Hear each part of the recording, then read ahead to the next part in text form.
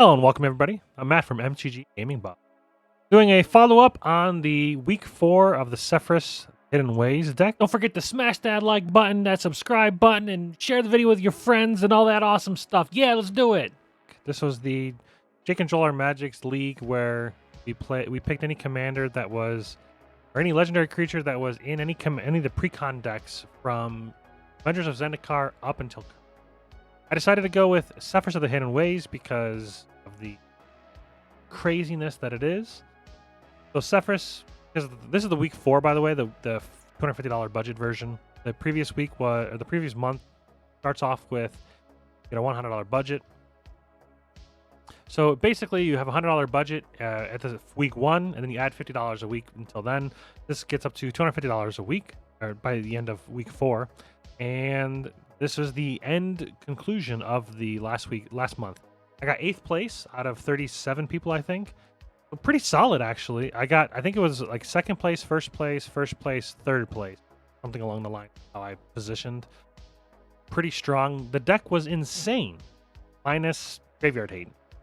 Oh, man, if you can't answer the Graveyard Hate when they play it, your deck does nothing. It's very bad. It's pretty brutal. That's what happened to me in week 4. The reason why I got 3rd place is because somebody played a Graveyard Hate card. I countered it. Then they followed it up with Scavenging Ooze. Oh my god. The only 2 cards in their deck, they had both of them. It was pretty brutal. But, I mean, it is what it is. Unlucky. But, so, Sefris of the Hidden Ways, if you guys don't know what he does, I'll go through the deck, and this is the $250 budget version. Honestly, probably one of the strongest $250 budget decks you can build, at least as far as I've played. It's just super resilient, as long as you don't get targeted. Which I don't think a lot of people play, Graveyard Hate. That's one of the reasons why I picked it, because up until that point, nobody was playing Graveyard Hate. And I think I made a lot of people now include Graveyard Hate in all their decks because of this. So I guess I'm just teaching people in Commander, you have to have like an answer for everything. You have to have Graveyard Hate. You have to have like ways to stop infinite combos. Like it's kind of one of those. It's a balancing act of like what you decide what you want to handle. But anyways, so Sefris of the Hidden Ways. Whenever one or more creature cards are put into your graveyard from anywhere, venture into the dungeon. This ability triggers only once each turn. And then create undead. Whenever you complete a dungeon, return target creature card from your graveyard to the battlefield. So I decided to go mainly Reanimator style, but still have Sefris obviously there to reanimate stuff. Oh, really, really good Reanimator. As long as she stays on the field. A lot of people don't want to waste the stuff to remove your Sefris because the thing that you're going to reanimate is more important. So like Sefris gets a ton of value because if they don't answer Sefris, then they'll have to try to answer the thing you reanimate. It's like this weird. It's hard to evaluate. At least from what I can tell, people they find it difficult to evaluate when to kill Sefris and when not to. Then they just tend to not do it. And not killing Sefris is probably the wrong play. You almost certainly want to kill Sefris like immediately when it comes out. Because going through the dungeons, you get so much value. You get to just scry. I mean, it's just nuts. You get to scry and get treasure tokens, reanimate stuff, and get 4/4 Death Touchers, and like it's pretty easy to rotate through dungeons pretty quickly, at least in my version. So we'll go through the Planeswalkers first. Dakkon Shadow Slayer. It's just what is that? Esper? Yeah, it's just Esper. Dakkon Shadow Slayer enters the battlefield with a number of loyalty counters on him equal to the number of lands you control, which is also pretty good. 3 mana for most of the time. It's like a 5 to 6 loyalty on them. You can +1 to Surveil, which is basically you look at the top 2 cards and you decide to put any of those cards into your graveyard, which is really, really good for Sefris because you can choose to put a creature into the graveyard and trigger Sefris. You can -3 to Exile, so it's got removal on it. Fantastic. And then the -6, who cares? But -6 is you may put an artifact card from your graveyard, from your hand or graveyard onto the battlefield. Very rarely will you ever -6, but it's there. Got Liliana, Death's Majesty, very strong card. 5 mana for a 5 loyalty starting off. +1, you create a 2/2 zombie black creature token and mill 2 cards. It's everything we want. You get a body blocker, a body to block for her, and you get 2 mill cards, and the -3 return target creature card from your graveyard to the battlefield. That creature is a black zombie in addition to its types. Reanimate on a Planeswalker. So again, I mean, you're reanimating something, so you're getting the value immediately after you play her, and you have a blocker for her as well. Get a +2, get the zombies, mill 2 cards. And then if you really ever need to, you can -7 to destroy all non-zombie creatures. She makes the thing she reanimates zombies, so you don't have to worry about those dying. Pretty good. Teferi, Master of Time, very strong card. 4 mana for a 3 loyalty planeswalker. The cool thing about him, you may activate loyalty abilities of Teferi, Master of Time on any player's turn anytime you could do an instant. Crazy about him is the +1. Draw a card, then discard a card. So if you have Sefris out and Teferi, you can draw ditch a creature. Draw ditch a creature on another player's turn. And just blow through the dungeons because Sefris only triggers once per turn from those creatures hitting the graveyard. But if you can control when you do it, if you can do it on every person's turn, you start blowing through dungeons so quick, scrying, getting treasures, reanimating things that you ditch. Like, it's just, you want to draw ditch, so it's so good. -3, target creature you don't control phases out. So it's got a little bit of protection on him. If you need to bounce something that's going to potentially kill, it's instant speed at any time. So you can literally just, he's so flexible. And then surprisingly enough, because you're doing it, he comes out as 3, then he goes to 4, 5, 6, 7. On your turn, he's back to 8. And then by the next go around, within 2 turns of him coming out, you can take 2 extra turns. It's just, as long as you don't have to face something, I've taken so many extra turns with him. It's pretty fantastic. Yeah, he's great. Angel of the Ruins, 7 mana for a 5/7. It's really expensive, but again, you're playing a Reanimator deck, so the mana cost of almost any of these creatures doesn't matter. But it's a flying 5/7 angel. When it enters the battlefield, exile up to 2 artifacts and/or enchantments. Pretty great. Also, it has plane cycling. Plane cycling is important because, again, it's one of those things that you can trigger Sefris by plane cycling it to the graveyard. If you don't have a discard outlet, you can plane cycle it, get a land, trigger Sefris, do great things.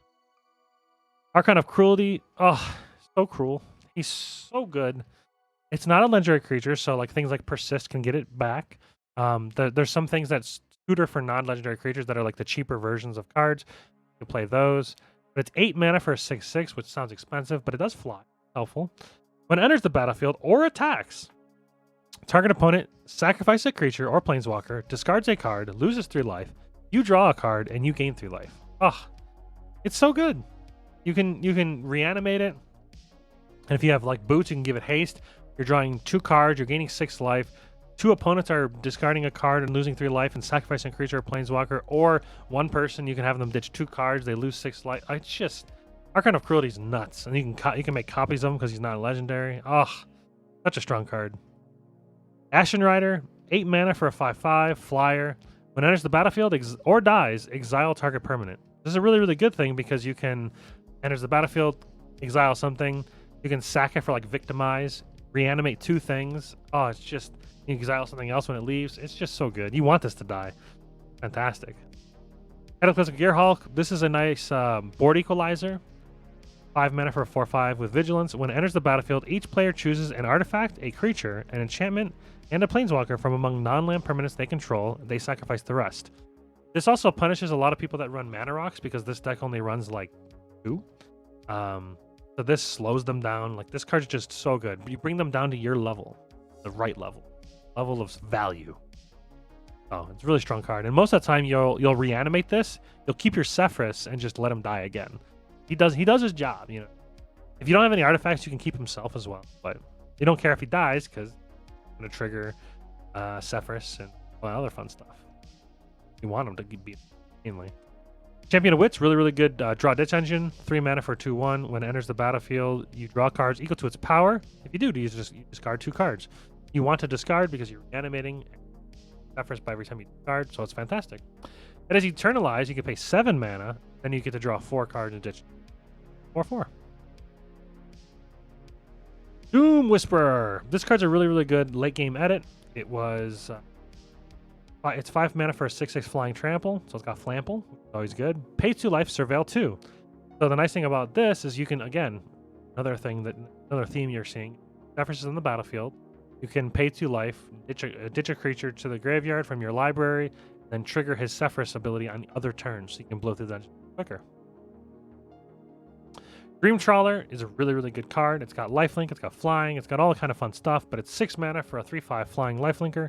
Whenever you draw a card, it gets 1/0 until end of turn. Whenever he attacks, draw a card. And then it's got a discard outlet on it as well, which makes it even better. Discard a card, Dream Trawler gains hexproof until end of turn, and you tap it. Again, another great thing that you can do to trigger Sefris, you can protect it and give it hexproof. It's got lifelink on it. It's got all kind of great. Really good card. Ghostly Pilferer, this card is actually pretty insane. It's a lot better than I thought it would ever be. 2 mana for a 2/1. When it becomes untapped, you can pay 2, colorless. If you do, draw a card. That one's not too big a deal, whatever. You can do it sometimes, a little bit of value there, but paying a 2, you may not always do. But whenever an opponent casts a spell from anywhere other than their hand, draw a card. Anybody plays their commander, draw a card. Anybody plays any Cascade, draw a card. Like anywhere but their hand, you draw a card. If they flashback something from the graveyard, you draw a card. It's so good. And it has a built-in discard outlet to make itself unblockable. It's fantastic. Just a super good card. Glenalandra Archmage. The deck runs no counterspells, but I think one. And Glenalandra, because it's a creature, it allows you to reanimate it and keep doing it over and over and over again. Because it has Persist, it allows you to trigger Sefris whenever you sacrifice it to counter target non-creature spell.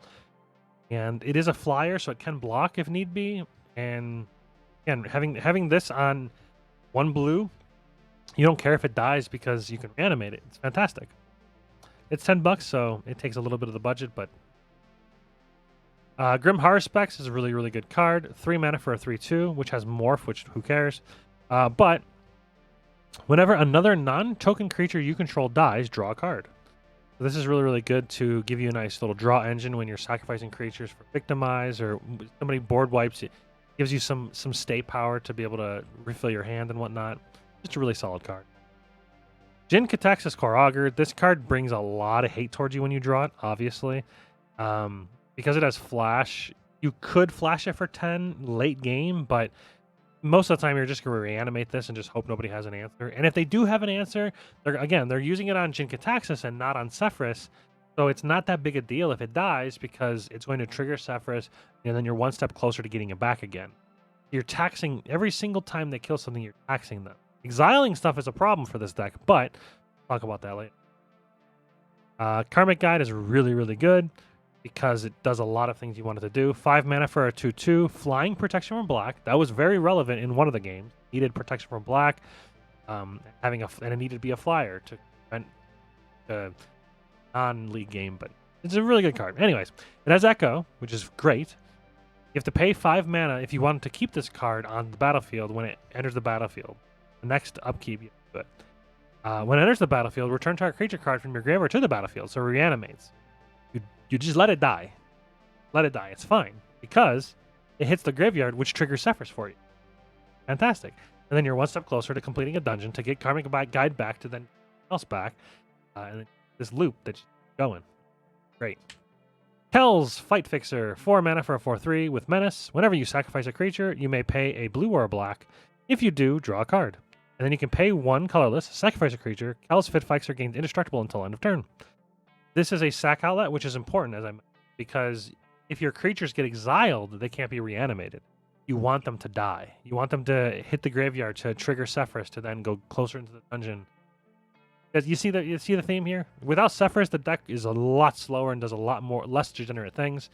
So I was saying, in previous thing, people that understand Sefris, they will kill Sefris every time they can. You want to get like a Greaves on them as soon as possible. But yeah, Kels Fit Fixer, Fight Fixer is just a way to draw some cards if you sack stuff, gain indestructible, trigger Sefris on other turns, all kinds of great stuff. Linvala, Shield of Seagate. This is just protection. So it's 3 mana for a 3/3 flyer, which isn't bad. At the beginning of your combat on your turn, if you have a full party, none of that matters. But it has Sacrifice, Linvala, choose Hexproof or Indestructible. Creatures you control gain that ability until end of turn. So it saves you from board wipes, especially if you're board wiping if you have a board wipe that you have to cast to get rid of other creatures, you can sack this to give your stuff indestructible. Obviously, if Hexproof, if somebody's trying to target something, you can Hexproof it. And again, it'll trigger Sefris when you sacrifice it, so it's great. It's everything you want. Master of Death card is actually a lot stronger than I thought it would be, but 3 mana for a 3/1. It's a zombie. When Master of Death enters the battlefield, Surveil 2. This is really, really good. potentially trigger Sefris, and then also get some juicy triggers in the graveyard. I found that like the more self-mill you had, the better targets you had for your animation spell. You want to mill yourself pretty heavily.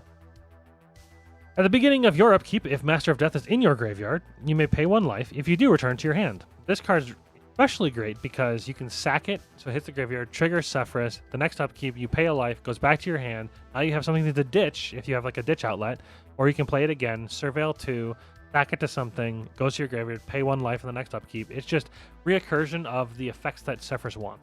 Pretty great. For 15 cents, fantastic. Merfolk Looter, this is just a draw ditch, 2 mana for a 1/1. Draw ditch for tapping it. Again, trigger Sefris, draw some cards, get some beefy dudes in the graveyard. Milliken's the exact same thing, but instead it mills. Not the exact same thing. It's 2 mana for an 0/1. It mills a card but adds a colorless. So this was a late game addition because it's milling a card, which is what we want, and it also ramps. Inclusion, definitely worth it. Mulldrifter is a really good card. It is 5 mana for a 2/2 flyer. When it enters the battlefield, draw 2 cards.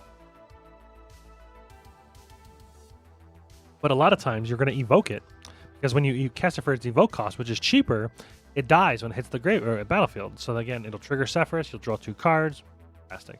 You can also reanimate it and stuff like that. Other cards in the game in the deck. Nadar, Selfless Paladin, 3 mana for a 3/3 Vigilance. Not bad. When it enters the battlefield or attacks, venture into the dungeon. Pretty important for the plan that we want. We want to venture to the dungeon. So it enters. You enter into a dungeon right when you play it, which is fantastic, and when he attacks. And if you've completed a dungeon, other creatures you control get 1/1. That's not too relevant, but you do want to win the game eventually, so it kind of matters.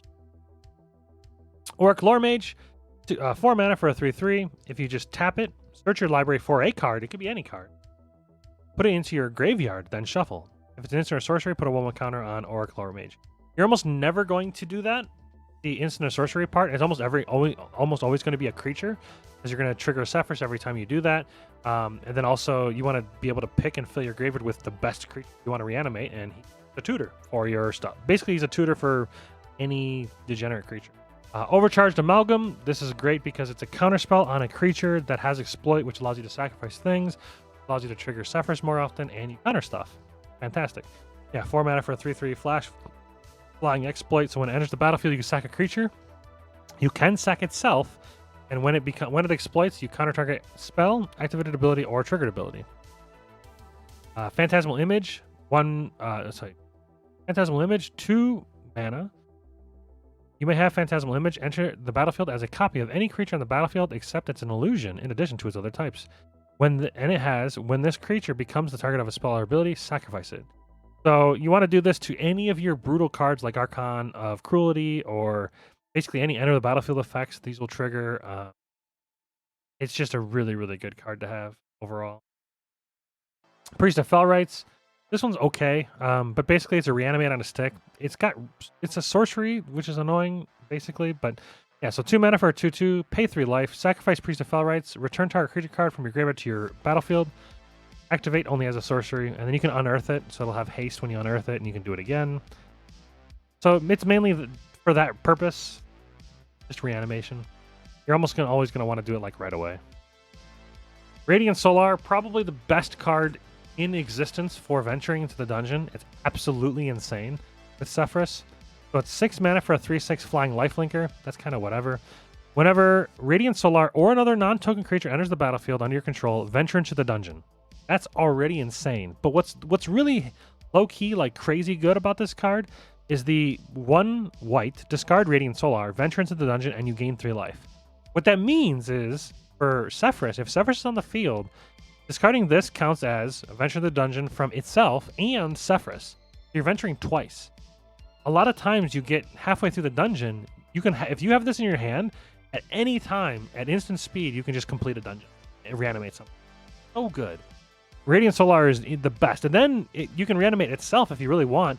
And then when it enters the battlefield, it can go through the dungeon. Then you can play a creature and it goes, like, it's just, Radiant Solar is just so strong. Revelark, pretty strong card. It combos with basically it's 5 mana for a 4/3. When it leaves the battlefield, return up to 2 target creature cards with power 2 or less from your graveyard to the battlefield, and it has Evoke. If you want it to die right away, if you don't have a sack outlet, you can get back your Mulldrifter to draw some cards. You can get back Spark Double or the Illusion to copy something. There's all kinds of different things. Priest of Felrites to reanimate something else. Merfolk Looters to draw a ditch if you milled it previously and you need to draw a ditch. There's all kinds of stuff for Revelark to hit. And it dying with Evoke will trigger Sefris, and then it goes to the graveyard, and then you can, you see there's a lot of loops that happen. Pretty great. Not infinite or anything, but have a lot of synergy. Shouldering the Whispering One. Using the Phyrexian version because it's the cheapest, and again, this is the budget version. Sheoldred Whispering One is 7 mana for a 6/6 with Swamp Walk. Just attack somebody that has a swamp. No blocks there. But main reason, at the beginning of your upkeep, return target creature card from your graveyard to the battlefield. So at the beginning of every one of your upkeeps, you reanimate something. Already pretty insane. And at the beginning of each opponent's upkeep, that player sacrifices a creature. Doing a lot of good work. Shriek Maw. This is another one of those nice, powerful things because it has Evoke on it, but it's 5 mana for a 3/2 creature with Fear. When it enters the battlefield, destroy target non-artifact non-black creature. But it has Evoke, which only costs 2. Basically like a Doomblade or Doomblade on a stick, basically. And you can reanimate it with Sefris, and it triggers Sefris. Does all kinds of good stuff. Spark Double, which is pretty insane. 4 mana for an illusion. It's a creature. You may have Spark Double enter the battlefield as a copy of a creature or planeswalker you control, except it enters with an additional 1/1 counter on it if it's a creature. It enters with an additional loyalty counter if it's a planeswalker, and it isn't a legendary permanent if that permanent is legendary, which is insane because you can copy Sefris, and then everything that hits the graveyard is 2 venture trigger. It's pretty nutty, but obviously you can counter anything else, like non-legendary, which is great. Next, we have Sun Titan. 6 mana for a 6/6 Vigilance. Whenever Sun Titan enters the battlefield or attacks, you may return target permanent card with converted mana cost 3 or less from your graveyard to the battlefield. This is obviously just insane value because you're milling yourself a ton. There's tons of 3 mana cost permanents in your graveyard, so if you can hit lands from this, you can hit a couple mana rocks or any of your creatures that are 3 converted mana cost or lower. So pretty strong card. And only 41 cents. So such a good value. Sir Conrad the Grim. Really, really strong card. 5 mana for a 5/4. Whenever another creature dies or a creature card is put into a graveyard from anywhere other than the battlefield, or a creature card leaves your graveyard, Sir Conrad the Grim deals 1 damage to each opponent. And you can pay 1 colorless and a black. Each player puts the top card of his or her library into their graveyard. So this has all kinds of great stuff. So we self-mill, so that's going to be some damage. Stack creatures, and we cycle things into the graveyard. So basically everything we do, Sir Conrad's like, okay, I'm pinging everyone for damage. So Sir Conrad alone could kind of end the fact that like they work so well in our deck. Super good. Toxtrol the Corrosive. This card is, from what I can tell, the most rage-inducing card I think I've ever played. He's so strong. So Toxtrol the Corrosive, 7 mana for a 7/7. It's a slug horror. At the beginning of each end step, put a slime counter on each creature you don't control. Creatures you don't control get a -1/-1 for each slime counter on them. Whenever a creature you don't control with the slime counter on it dies, you create a 1/1 black slug creature token. Then you can pay a blue and a black, sacrifice a slug, draw a card. So obviously, when you first reanimate this, you're never going to play it for its cost. When you reanimate this, and you just end your turn, I put the slime counter on everything. Slime counters never get removed. So even if they kill it, it still gets a slime counter on it, as long as you get an end step. And if, say, 2 opponents tap out, you play it on your turn, they can't react to it until... if the next person that goes doesn't have a reaction, or it just gets out of hand. It gets so many ooze counters, and then you get a bunch of slugs. And this has a really, really cool built-in effect on it that's super strong, is the draw a card thing. Sacrifice a slug. It is a slug, so if they try to exile it, you can sack itself, trigger Sefris, draw a card, prevent it from being exiled. Like, it's just... Toxtrol's insane. There was the one game that I played, it was the 3rd week, I believe. I got first place with no problems at all. I think I had 17 slugs. So Toxtrol alone killed 17 creatures.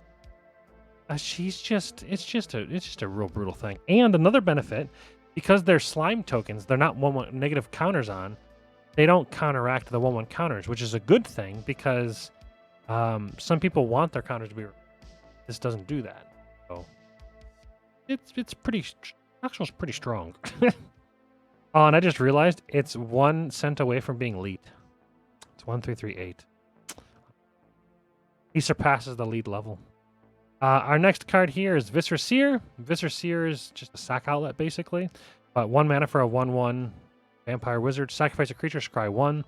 This allows us to sacrifice creatures on other people's turns. And Sefris and scry, so you can kind of decide what you're going to be drawing. It's just obviously a strong card.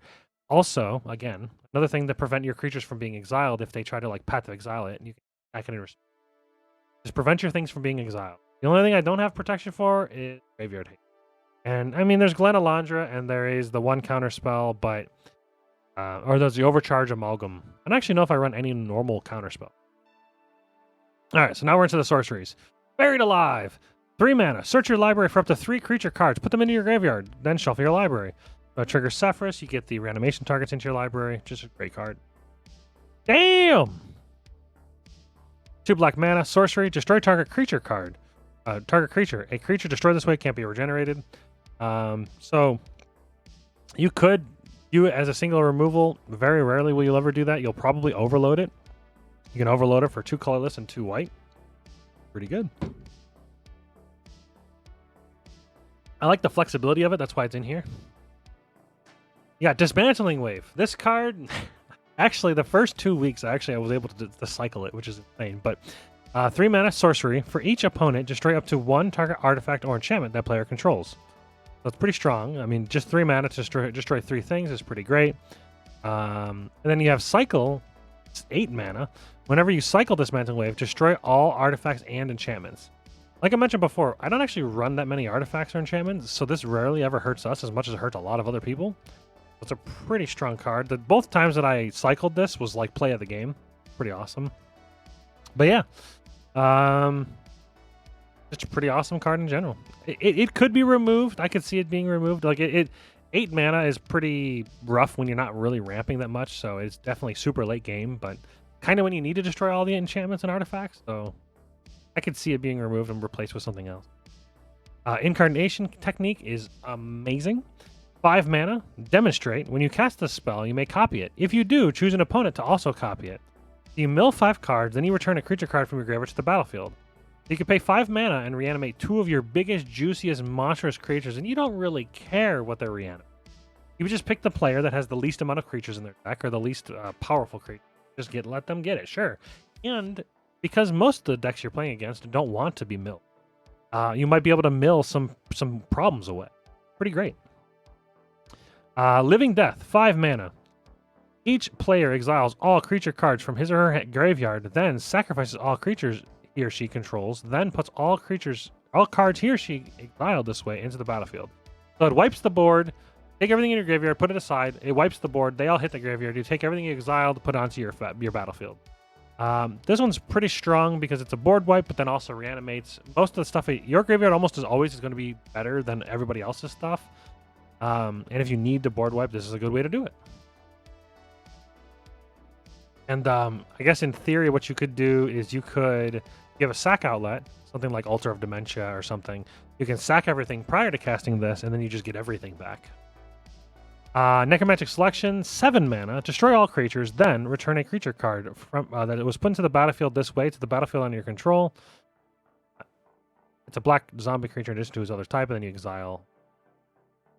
So another board wipe that you get one of the creatures in. You could pick an opponent's creature, you could pick one of yours, doesn't matter. Persist, super good card. Just 2 mana sorcery, return target non-legendary creature card from your graveyard to the battlefield with a -1/-1 counter on it. Pretty great. Archon of Cruelty, hello. Rite of Oblivion, this was a late game addition. Because I'm milling myself so much, I wanted a couple more flashback cards and I wanted a little bit more removal. And this has a nice little benefit to it that it has a sacrifice outlet built. So 1 black, 1 white. As additional cost to cast the spell, sacrifice a non-land permanent. You can sacrifice a creature to trigger Sefris, and then you get to exile a non-land permanent. Then you can flash it back and do the same thing. So it gives you a bit of value there. Build, you're good. The flashback, and then removal. And it's an exile, so it's good. And any non-land permanent, which is also good. Unburial Rites, I talked about this earlier. So it's 5 mana for reanimation. And you can pay 4 mana when it's in the graveyard to reanimate again. If it gets milled, cool, it's cheaper. Unmarked Grave. This is search your library for a non-legendary card, put the card in your graveyard, then shuffle for 2 mana. You can get all kinds of things that... It's a nice tutor for being able to get non-legendary creatures like Glenalandra, or... Actually, Glenalandra might be... That sounds legendary.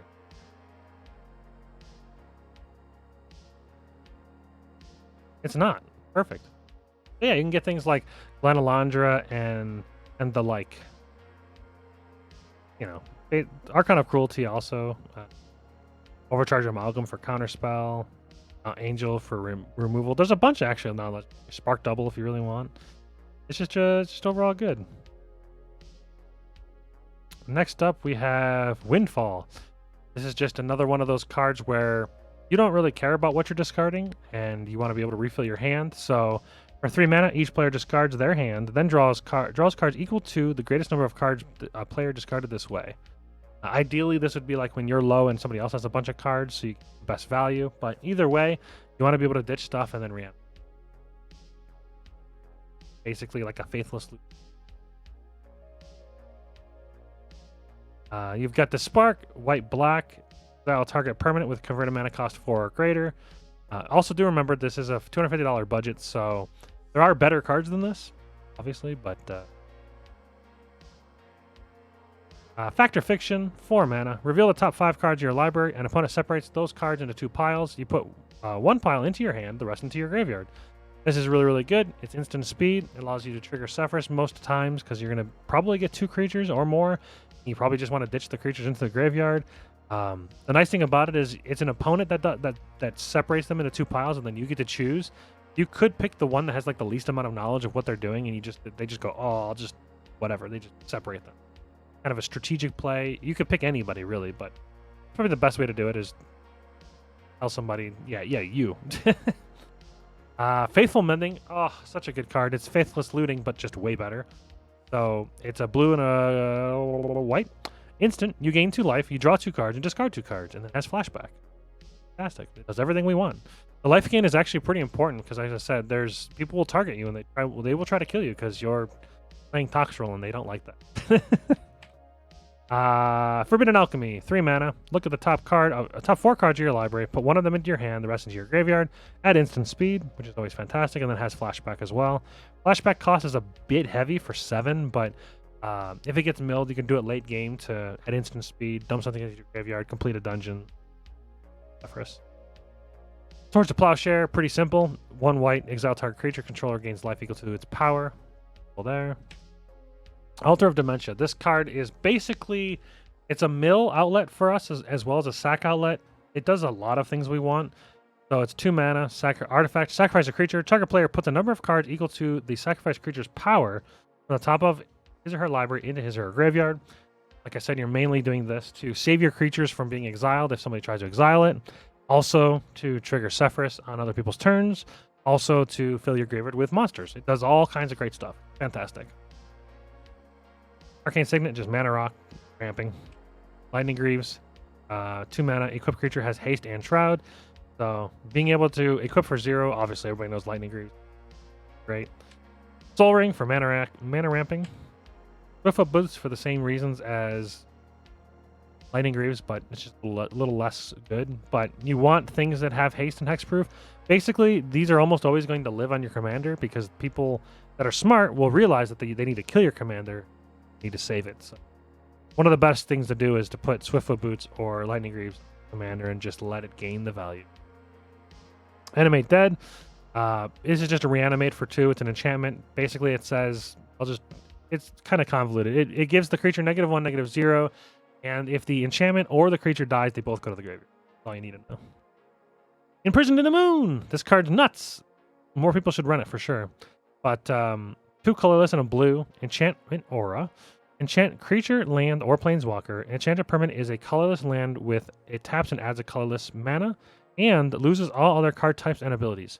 The thing that's so nuts about this that a lot of people I don't think they really pay attention to is that if you do it on somebody's commander, they don't have a way to get rid of it most of the time. They're just done. They don't have a commander anymore. It's just a land. So it's pretty brutal. And in worst comes to worst, they use an enchantment removal card to kill it, and then they get their commander back. But they didn't kill one of your stuff, so it's great. I don't know. It's just a really good card. Heuristic Study. Obviously, this card's pretty good. 3 mana enchantment. Whenever an opponent casts a spell, you may draw a card unless they pay 1. It's just a pretty good value card. It puts a lot of tax on people, and it makes them there's like 2 sides of the story. There's 2 sides of the. Well, go. Basically, it puts people in a really weird spot where they have to go, do I want to pay 1 or do I not? So there's like 2 sides of the way to handle this. People that just don't care, and then people that will always pay for it. A lot of times you'll draw a lot of cards, trust me. Thorough Investigation, nice enchantment, 3 mana enchantment. Whenever you attack, investigate. That's pretty nice. Get a clue. And whenever you sacrifice a clue, you venture in the dungeon. This is very important because you can save the clues for the times you need to venture. And you can crack the clues at any time. Their draw power. Their investigation is quite good. Torture Resistance. 1 black, enchantment. For another black, choose and discard a creature card. Return target creature card from your graveyard to your hand. You can do a lot of shenanigans with this and Radiant Solar. You can just rotate Radiant Solar with another creature, keep discarding Radiant Solar, and then it's just the value.